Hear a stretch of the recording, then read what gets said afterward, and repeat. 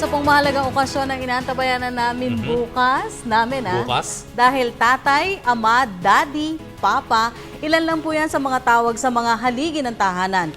Iba-iba man ang tawag sa kanila. Isa lamang ang pinapahalagan ang kanilang mga pamilya. At sa kanila ba o aming espesyal na araw bukas, ating kilalanin ang mga sakripisyong ginawa upang maitaguyod at magabayan ang mga pamilya ng mga ama. Narito ang espesyal na report ni Dina Pagibitan.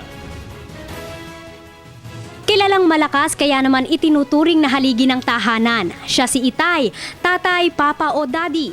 Sa selebrasyon ng kanyang natatanging araw, dapat lamang na ating kilalanin ang kanyang natatangi ring mga sakripisyo.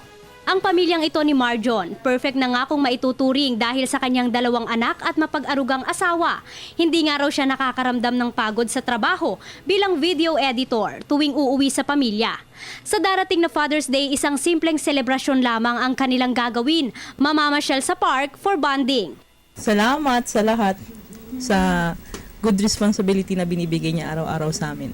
Magawa ko ng card sa'yo.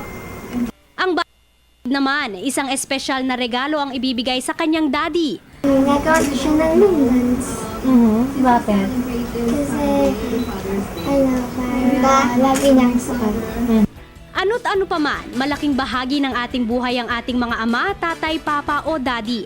Ngunit ano nga ba ang kahalagahan ng pagdiriwang ng Father's Day? Para sa 3 estudyanteng sina Geraldine, Dayan at Mardeline, ito ay nagsisilbing pagkakataon sa lahat na magpasalamat sa kanilang mga ama. Para sa Telebisyon ng Bayan, ako si Dina Pagibitan.